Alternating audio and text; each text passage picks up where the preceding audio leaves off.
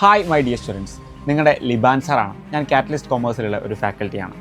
Plus വണ്ണിൻ്റെ class 2 ദിവസം start ചെയ്തിട്ട് പ്ലസ് ടു ക്ലാസ് ജൂൺ ആരംഭത്തിൽ തന്നെ തുടങ്ങിയിട്ടുണ്ടായിരുന്നു.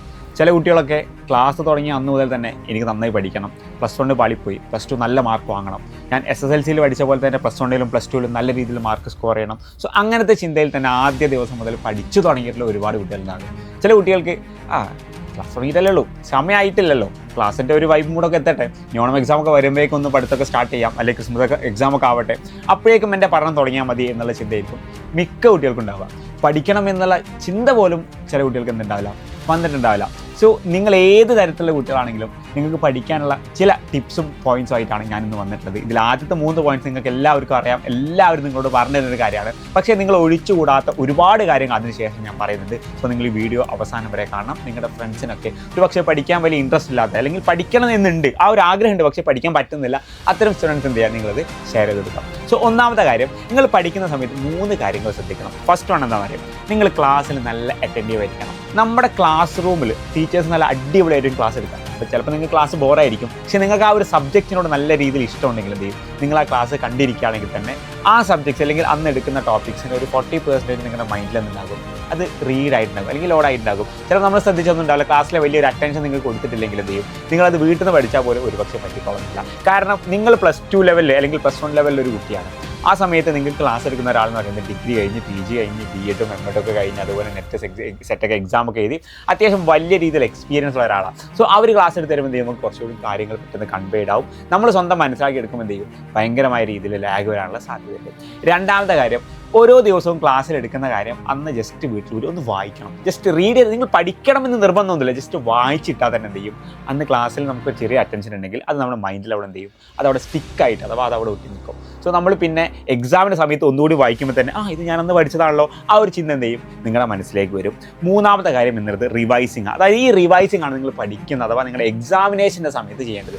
ഓൾറെഡി നിങ്ങൾ ക്ലാസ് കേട്ടിട്ടുണ്ട്, ഒരു തവണ വായിച്ച് നോക്കിയിട്ടുണ്ട്, പിന്നെ നിങ്ങൾ റിവൈസും ചെയ്യുകയാണെങ്കിൽ തന്നെ എന്ത് ചെയ്യും, നിങ്ങൾക്ക് അത്യാവശ്യം നല്ല രീതിയിൽ മാർക്ക് സ്കോർ ചെയ്യാൻ പറ്റും. സോ ഇതൊരു ബിഗിനിങ് എന്ന രീതി മാത്രമാണ് ഞാൻ പറയുന്നത്. ഫൈനൽ എക്സാമിലേക്ക് ആകുമ്പോൾ എന്ത് ചെയ്യും, നമ്മുടെ ആ ഒരു മോഡ് ഓഫ് സ്റ്റഡിയൊക്കെ നല്ല രീതിയിൽ ഡിഫറെൻ്റ് ആകും. ഇനി സാറേ ഇതൊക്കെ എനിക്ക് ചെയ്യണമെന്നുണ്ട്, പക്ഷേ ഇതിനൊന്നും ഒരു ഇൻട്രസ്റ്റ് കിട്ടുന്നില്ല, അല്ലെങ്കിൽ ഇതെങ്ങനെ ചെയ്യണം എന്നുള്ള കാര്യം ചെയ്യുന്നില്ല, എനിക്ക് തീരെ അറിയുന്നില്ല, അല്ലെങ്കിൽ അതിലേക്ക് എനിക്കൊരു മോട്ടീവ് തീരെ വരുന്നില്ല എന്നാണെങ്കിൽ നിങ്ങളോട് കുറച്ച് കാര്യങ്ങൾ പറയാനുള്ളത്. നിങ്ങൾ ആദ്യം ശ്രദ്ധിക്കേണ്ടത്, പഠിക്കാനാണെങ്കിൽ നമുക്ക് നല്ല ഹെൽത്ത് വേണം. ഹെൽത്ത് എന്ന് പറയുമ്പം എല്ലാവരും എനിക്ക് പനിയാണോ അല്ലെങ്കിൽ ജലദോഷം, ഇതൊന്നുമല്ല ആക്ച്വലി ഹെൽത്ത് എന്ന് പറയുന്നത്. നിങ്ങളുടെ സിറ്റുവേഷൻ വളരെ പ്രോപ്പറായിരിക്കണം. അഥവാ നിങ്ങൾക്ക് പഠിക്കാനിരുന്നാൽ പഠിക്കാൻ യാതൊരു ബുദ്ധിമുട്ടുണ്ടാവില്ല. അത് മെൻ്റലി ആവട്ടെ ഫിസിക്കലി ആവട്ടെ.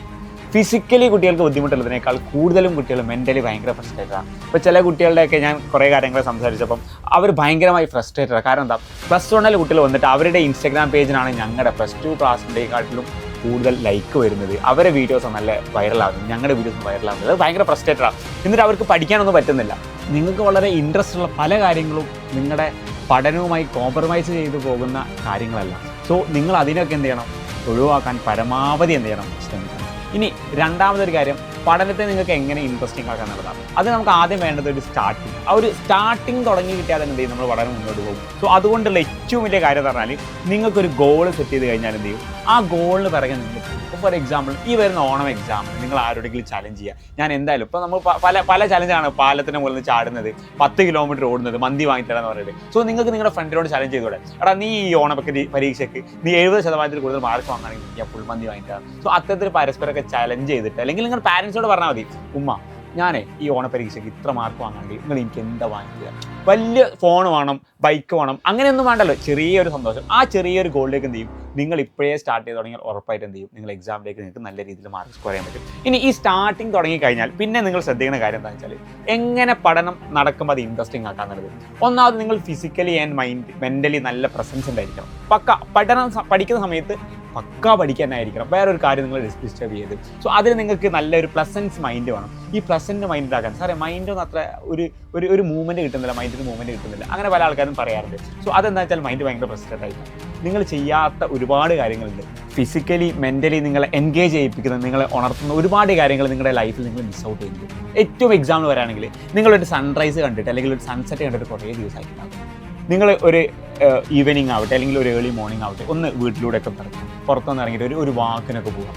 സ്വിമ്മിങ്ങിന് പോവുക, അല്ലെങ്കിൽ വലിയ വലിയ ട്രിപ്പ് ഒന്നും പോകുന്നതിന് പകരം നിങ്ങളുടെ നാട്ടിൽ തന്നെ അവിടെയൊക്കെ പോകാം, ഫ്രണ്ട്സായിട്ട് ചായ കുടിക്കാൻ പോകാം, അല്ലെങ്കിൽ ഈ പാരൻസ് ആയിട്ട്, അല്ലെങ്കിൽ ആൾക്കാരെ നല്ല രീതിയിൽ സംസാരിക്കുക, ഫോണ് പരമാവധി ഒഴിവാക്കി, അല്ലെങ്കിൽ ഡിജിറ്റൽ ഐറ്റംസ് അല്ലെങ്കിൽ സോഷ്യൽ മീഡിയ നല്ല രീതിയിൽ ഒഴിവാക്കി ഫിസിക്കൽ പ്രസൻസ് ആൾക്കാരുമായിട്ട് നല്ല രീതിയിൽ സംസാരിച്ചാൽ തന്നെ നിങ്ങളുടെ മൈൻഡ് ഭയങ്കരമായിട്ട് മാറി.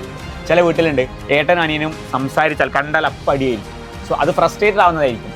ഒരു അമ്മയായിട്ട് സംസാരിച്ചാൽ ഉറപ്പായിട്ട് ചില ആൾക്കാർ നല്ലതായിരിക്കും. സോ അത്തരം കാര്യങ്ങൾ ഒഴിവാക്കിയിട്ട് എന്ത് ചെയ്യുക, നിങ്ങൾക്ക് എപ്പോഴും കൂൾ മൈൻഡ് കിട്ടുന്ന കാര്യങ്ങൾ എന്ത് ചെയ്യാൻ വേണ്ടി ട്രൈ ചെയ്യാം. പിന്നെ മറ്റൊരു ഈസി ആയിട്ടുള്ള മറ്റൊരു സംഭവം എന്ന് വെച്ചാൽ നിങ്ങളുടെ വീട്ടിലോ അല്ലെങ്കിൽ തൊട്ട അയൽപക്കത്തൊക്കെ ചെറിയ കുട്ടികളുണ്ടെങ്കിൽ 5 മിനിറ്റ് അവരൊപ്പം നിന്നാൽ മതി.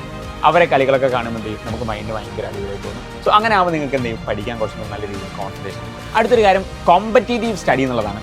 നിങ്ങളെപ്പോഴും നിങ്ങളുടെ ഫ്രണ്ട്സിനോട് കോമ്പറ്റീറ്റ് ചെയ്യുക. എങ്ങനെയാണെന്ന് വെച്ചാൽ എടാ ഞാൻ നിന്നേക്കാൾ കൂടുതൽ മാർക്ക് ഞാൻ വാങ്ങും, എടാ നീ ഇന്ന് ഈ ഒരു ക്വസ്റ്റ്യൻ, ഈ ഒരു എസ്സേ ക്വസ്റ്റ്യൻ നീ പഠിക്കണം, ഞാൻ ഇത് പഠിക്കാം, ആരാണ് ഏറ്റവും ഈ അടിപൊളിയായിട്ട് ഈ ഒരു ക്വസ്റ്റ്യൻ ആൻസർ ചെയ്യുന്നത്. സോ അത്തരത്തിൽ നിങ്ങളുടെ ഫ്രണ്ട്സോ നിങ്ങളൊരു കോമ്പറ്റീറ്റീവ് മൈൻഡ് ക്രിയേറ്റ് ചെയ്താലും ഉറപ്പായിട്ടും ഇപ്പം നമുക്ക് നല്ല രീതിയിൽ റിസൾട്ട് വാങ്ങാൻ പറ്റും. ഇപ്പോൾ ഫോർ എക്സാമ്പിൾ നിങ്ങളൊരു ഫുട്ബോൾ മാച്ച് ആയിരിക്കും. സോ ഒരു കോമ്പറ്റീറ്റീവ് വെറും ഫ്രണ്ട്ലി മാച്ചാണ്, നിങ്ങൾക്ക് ജയിക്കുന്നതുകൊണ്ട് വലിയ കാര്യമൊന്നും ഇല്ലെങ്കിൽ ആ കളിക്ക് വലിയ രസം ഉണ്ടാവില്ല.